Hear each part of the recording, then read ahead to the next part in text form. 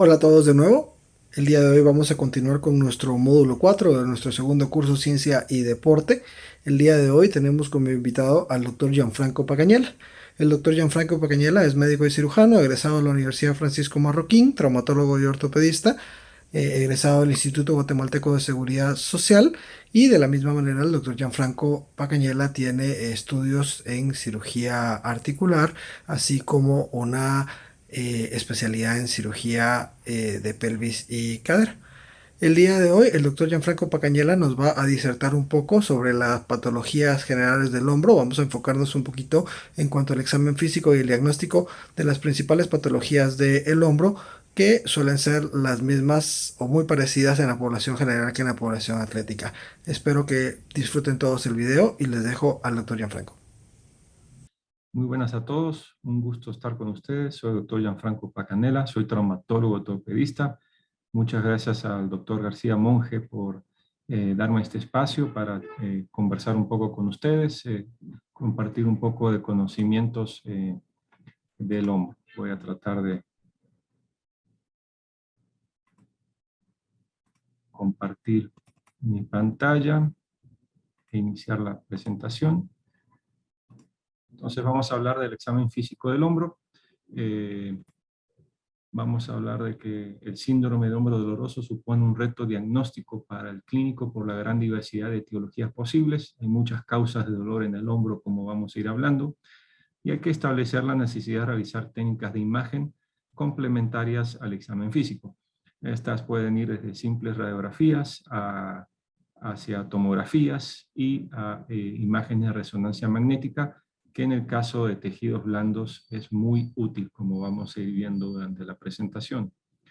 El hombro doloroso es uno de los motivos de consulta más frecuente hoy en día en la clínica, sobre todo cuando refiere a patologías de partes blandas, corresponde a un 16 a 26% de la clínica, de la consulta.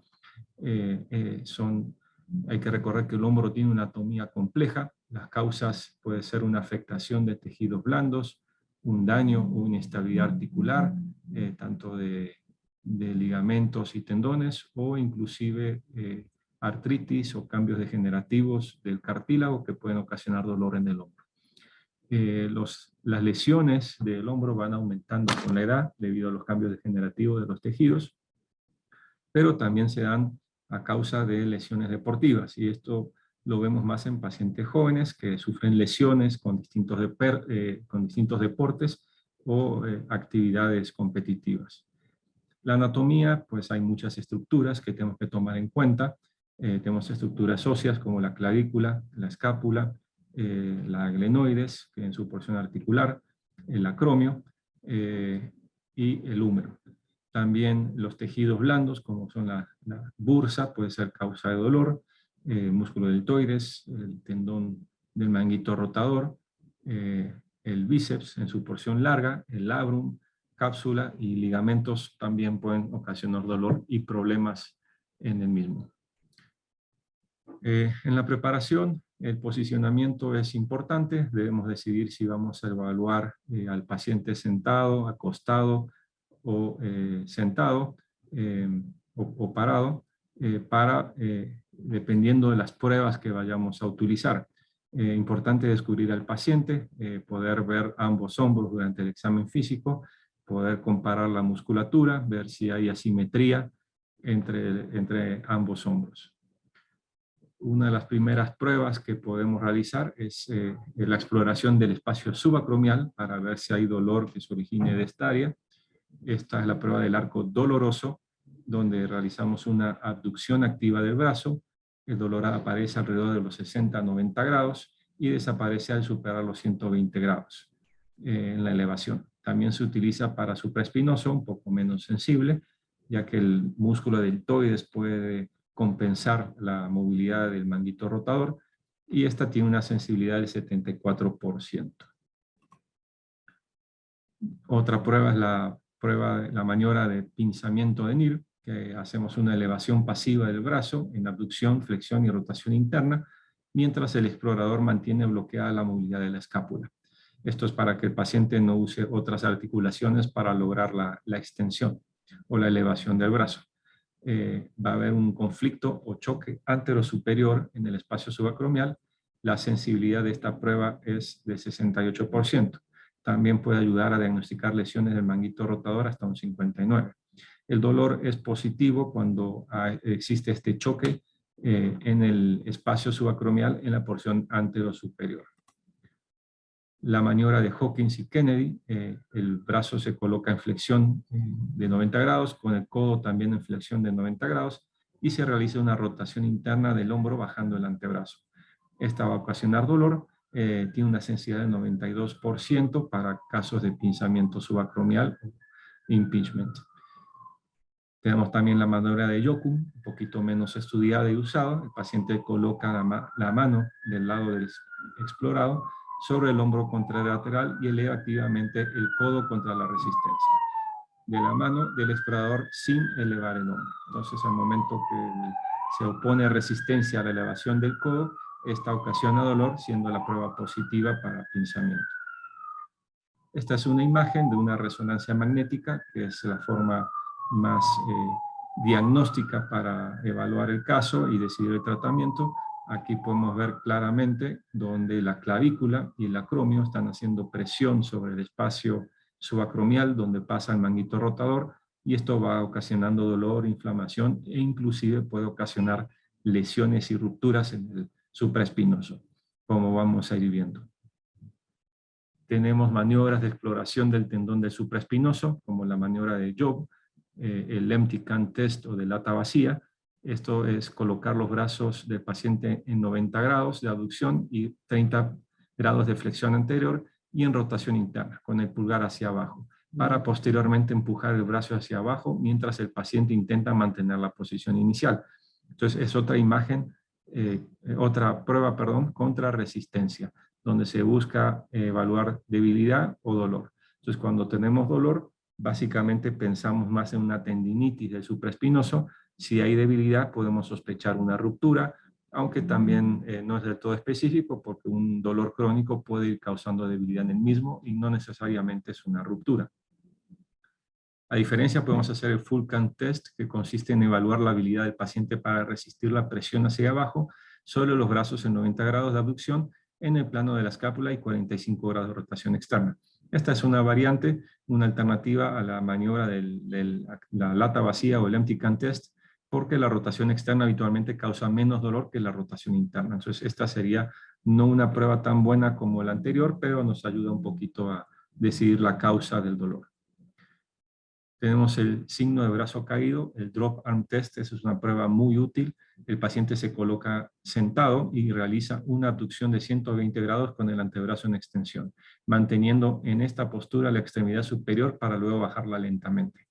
Entonces, si el paciente no logra bajar lentamente el brazo y de repente lo bota o lo deja caer por dolor o debilidad, esto es de mucha especificidad. Esto quiere decir que podemos sospechar una ruptura del supraespinoso. Siempre también se puede hacer contrarresistencia, pero hay que ver si el paciente logra hacer movimiento activamente y controlar el descenso del brazo en el movimiento.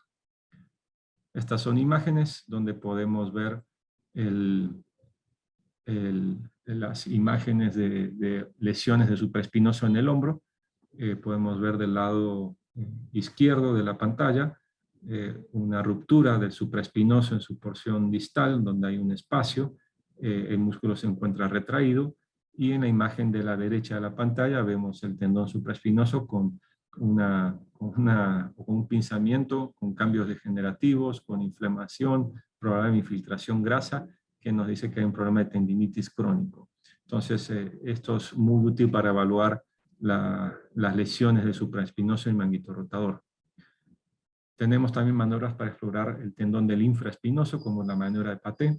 Consiste en evaluar la fuerza de la rotación externa.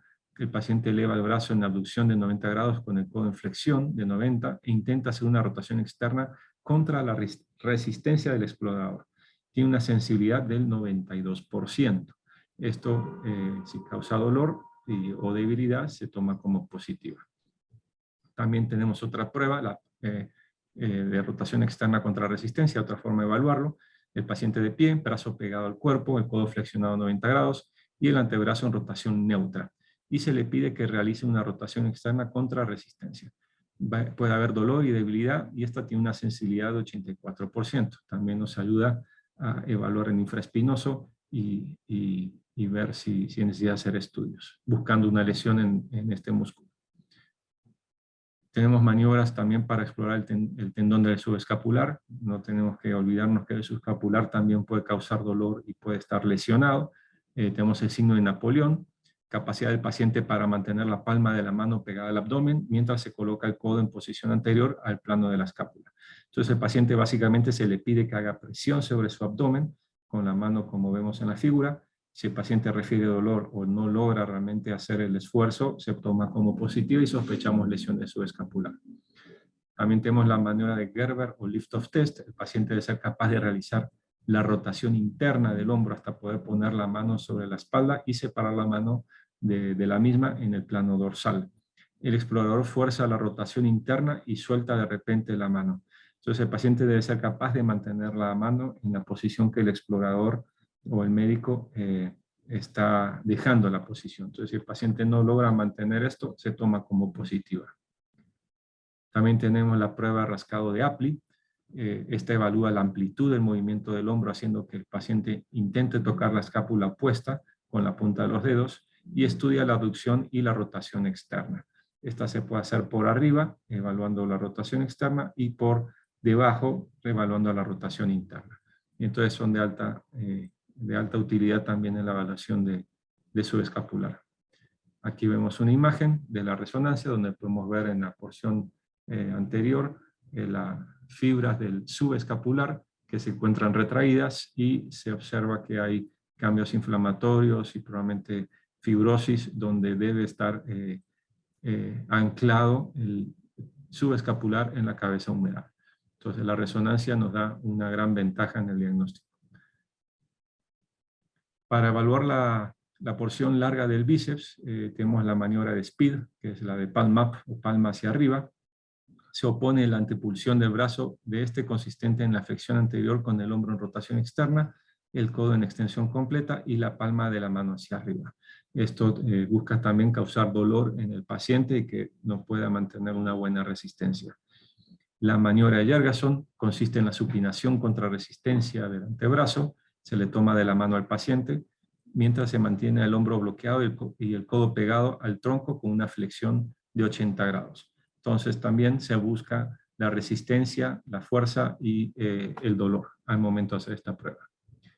Aquí podemos ver dos imágenes de resonancia, donde en la imagen de la izquierda de la pantalla tenemos señalado lo que es por donde pasa el tendón del bíceps.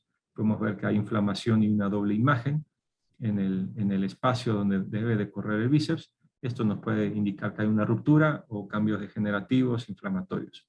En la imagen de la derecha vemos también una doble imagen en la porción superior de la glenoides, donde se ancla la porción larga del bíceps al labrum, y aquí también al tener una imagen con cambios inflamatorios o doble imagen, nos hace sospechar una lesión del labrum, del tendón del bíceps, de su porción larga, e inclusive una lesión de SLAP que vamos a ver más adelante.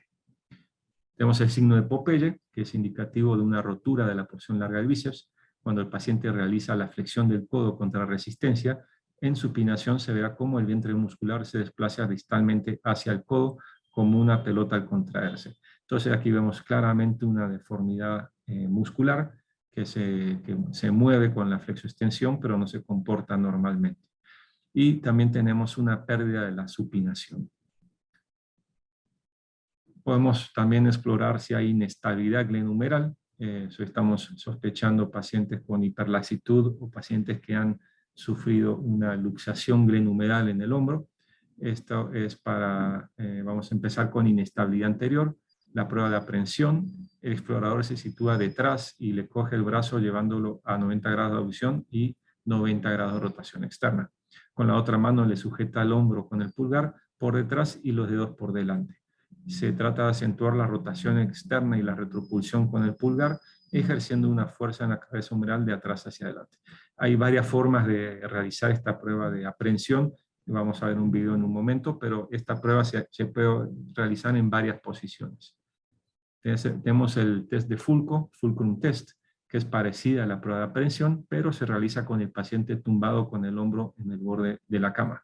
Consiste en acentuar la rotación externa y la retropulsión con el pulgar ejerciendo una fuerza en la cabeza humeral de atrás hacia adelante. Aquí podemos ver lo que es la prueba de aprehensión, donde se le hace rotación externa al hombro, forzando la cabeza humeral a desplazarse anterior, y esto va a ocasionar dolor o sensación de inestabilidad o incomodidad en el paciente. Entonces, al momento de hacerlo es muy importante ver la expresión del paciente, si se queja, si hace algún movimiento de defensa al momento de hacer el examen. Tenemos también la maniobra del cajón anterior. El paciente se puede estar sentado con el antebrazo reposando en el muslo y el brazo relajado. El explorador situado detrás sujeta la cabeza humeral entre su pulgar y el resto de los dedos y la moviliza hacia adelante y hacia atrás. Este test demuestra hiperreceptitud global sin ser específico de ningún ligamento y puede dar información sobre la dirección de la inestabilidad. También tenemos el test de surco para hiperlaxitud inferior. El paciente se encuentra sentado y relajado con el codo flexionado, mientras el explorador tira del codo hacia abajo. Se considera positiva cuando aparece un surco subacromial, lo que traduce una laxitud inferior o inestabilidad multidireccional. Básicamente vamos a ver que hay un aumento del espacio entre el acromio y la cabeza humeral. Entonces esto nos dice que hay una inestabilidad bastante fuerte, sobre todo inferior, pero puede ser también una inestabilidad en todo sentido, tanto anterior, posterior, inferior, puede ser positiva la prueba. Tenemos prueba de inestabilidad posterior, paciente sentado mientras el explorador pone una mano en el omóplato y la otra en el codo. Con el codo flexionado 90 grados se realiza un movimiento de flexión del brazo de 90, rotación interna de 30 grados y aducción de 30 grados. Esto también va a provocar aprehensión. Eso lo que se busca es un mecanismo de defensa o dolor en el paciente que siente que su hombro se sale del lugar. Tenemos el cajón posterior de Rodino y Rockwood, que es la movilización anterior-posterior de la cabeza humeral. Esta también es desagradable para el paciente y hay una impresión de resalte. Entonces, también otra forma de buscar la aprehensión del paciente en movimiento, como vemos aquí en el video, donde hay una hipermovilidad de la cabeza humeral hacia posterior. Esto puede darse tanto hacia posterior, hacia adelante o hacia inferior, dependiendo de dónde traccionemos el brazo, como hemos ido hablando en las slides pasadas. Las maniobras de exploración del labrum son poco específicas, no hay pruebas que nos den mucha información. Básicamente siempre están relacionadas a las pruebas de aprehensión y sensaciones de inestabilidad.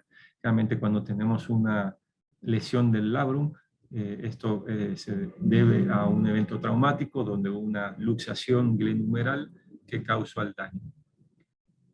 Tenemos maniobras para la exploración de la articulación acromioclavicular, como el test de O'Brien o compresión activa de la articulación. Consiste en realizar una flexión del hombro y aducción horizontal y rotación interna. Se hace una presión directa en la articulación. Como vemos en el video, podemos hacer un movimiento hacia adentro con rotación interna del brazo, y también podemos palpar la articulación buscando dolor, que el paciente nos indique que esa es una fuente de dolor al momento de palparlo o movilizarlo. El tratamiento de las lesiones del hombro son muy variables. Podemos empezar desde terapia, que eso siempre nos va a ayudar a bajar dolor, bajar inflamación, fortalecer estructuras musculares y tendinosas, y mejorar la movilidad. Entonces eso puede ser un tratamiento muy efectivo dependiendo de la lesión o el grado de la lesión que se encuentre. Tenemos también como opción realizar cambios en la actividad física. A veces solo son ciertos ejercicios o movimientos que pueden causar dolor. Ahí el paciente puede optar por cambiar su actividad deportiva o sus ejercicios para evitar el dolor. Eso depende mucho de lo que el paciente quiere. Y sí podemos llegar siempre al tratamiento quirúrgico cuando falla la terapia, cuando falla el cambio de actividad física o dependiendo de la lesión o el grado de lesión que se encuentre en la estructura, nos puede llevar por este camino. En el caso de los pinzamientos, el impeachment subacromial, tenemos la artroscopía, que es una muy buena opción. Aquí podemos ver en la imagen de la izquierda como la forma del acromio, cuando es en forma de gancho, puede llevarnos a una compresión y ser una causa de dolor, causando en muchas ocasiones lesiones en el manguito rotador. Podemos ver en el video de la derecha una técnica artroscópica que también se puede hacer abierta si es necesario, o dependiendo de la elección del cirujano y el paciente, donde con instrumentos artroscópicos como una fresa podemos ir quitando el tejido inflamado, fibrótico, que está causando dolor, y también procedemos a remodelar el acromio en su porción articular, o en su porción inferior, perdón, para quitar cualquier estructura puntiaguda o engancho que pueda estar causando una compresión. Pero como se ve en el video, se va remodelando hasta que quede una superficie lisa que no nos cause lesión por arriba del manguito rotador. En los casos de lesión del supraespinoso, del manguito rotador, esta también se puede hacer una técnica artroscópica. Aquí vemos una lesión del supraespinoso, el cual estaba retraído. Vemos cómo se puede movilizar con una pinza. Vemos que hay tejido que por ahí se suelta. Eso es tejido enfermo que tenemos que ir quitando. Pero la idea es tratarlo de forma artroscópica en este caso. También puede hacerse de forma abierta, donde tenemos que quitar el tejido que esté dañado, reavivar y tener un tejido sano para poder anclar el supraespinoso otra vez al hueso. Entonces, esto lo que hacemos básicamente es pasar suturas a través del supraespinoso, pueden ser 2 o más, dependiendo del tipo de lesión y la técnica que se utilice, y luego de pasar las suturas, esta se ancla al hueso para cubrir la cabeza humeral y tener una buena cicatrización. Aquí podemos ver el resultado final, luego después de pasar 2 suturas y colocar 2 anclas para regresar el tendón del supraespinoso a su lugar, que cicatrice contra el hueso, y vemos que la cabeza humeral está cubierta y ya no se ve una ruptura.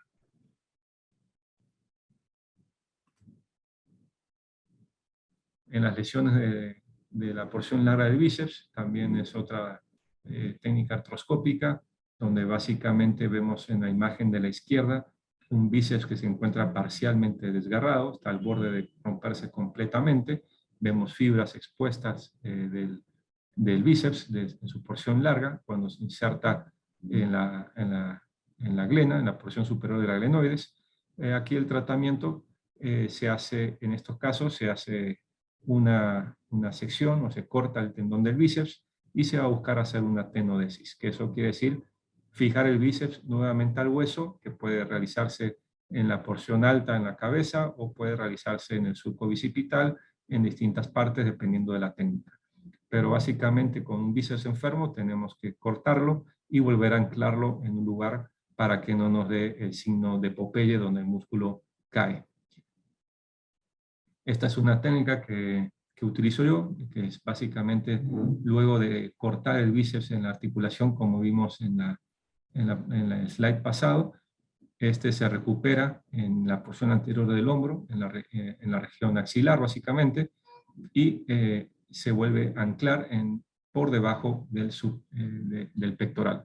Entonces, luego de estar identificado el bíceps, esto se vuelve a anclar al húmero, puede ser un ancla o distintas técnicas, pero la idea es fijar el tendón, un tendón sano al hueso, para que no tengamos signo de Popeye, o el bíceps caído en el brazo. Tenemos la lesión de SLAP, que esto es en la parte superior del labrum glenoideo del hombro. Esto está centrada en la inserción del tendón de la cabeza larga del músculo del bíceps braquial. Entonces, estas son lesiones que son difíciles de diagnosticar en el examen físico, pero sí podemos verlo en la resonancia magnética como lo mencionamos. Entonces tenemos acá el video donde vamos a ver un bíceps sano, la porción larga del bíceps es sana en el momento de entrar o anclarse al labrum, pero vemos que el labrum está desprendido de la glenoides. Ven esa separación, eso nos indica que hay una lesión de SLAP que tenemos que tratar. Entonces en este caso se decidió anclar el bíceps, anclar el labrum nuevamente a la glenoides con un ancla y anudarlo, como vamos viendo en el video, para que esto quede en su lugar. En pacientes jóvenes podemos usar esta técnica, dan buenos resultados, pero en pacientes mayores usualmente se prefiere seccionar el bíceps y anclarlo en el húmero proximalmente como la técnica anterior, y también reparar el labrum. Lo que necesitamos es que haya una buena cicatrización. En pacientes mayores se prefiere hacer una tenodesis del bíceps en el húmero y reparar el labrum. En pacientes jóvenes se decide usualmente anclar nuevamente el labrum dejando el bíceps en su lugar. Aquí podemos ver cómo se va asentando en su lugar y luego se corta el hilo.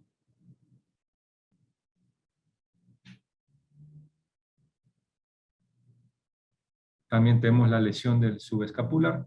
Este es un tendón que no debemos de olvidar. Causa dolor, causa debilidad. A veces nos olvidamos de buscarlo en el examen físico, pero es muy, muy importante identificarlo.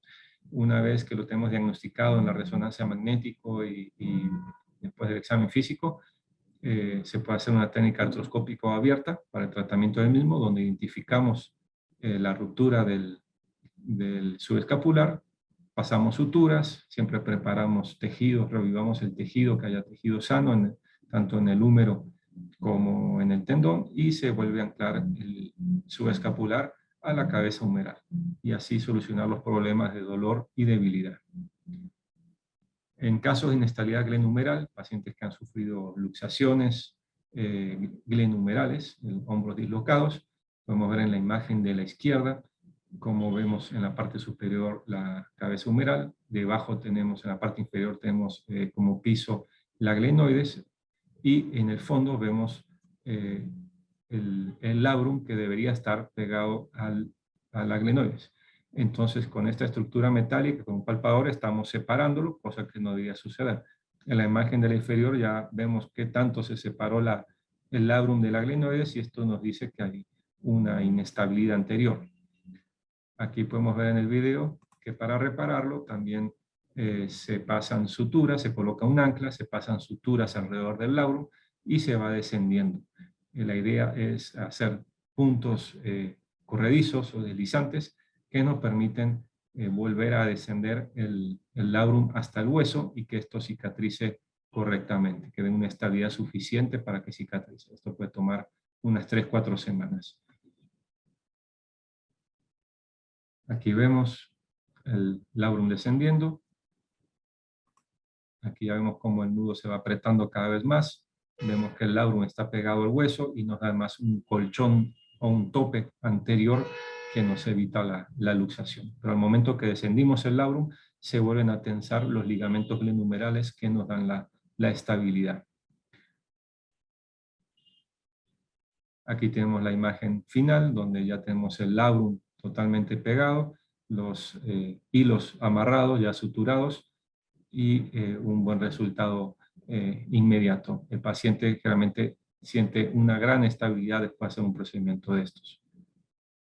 Este procedimiento también puede realizarse tanto artroscópico como abierto. Ahí sí que depende de las preferencias del cirujano y también lo que el paciente decida. Bueno, muchas gracias. Esto es lo que les tenía para esta presentación, algunas generalidades del examen físico, tratamientos y las causas que hay que identificar. Así que muchas gracias y estamos a las órdenes.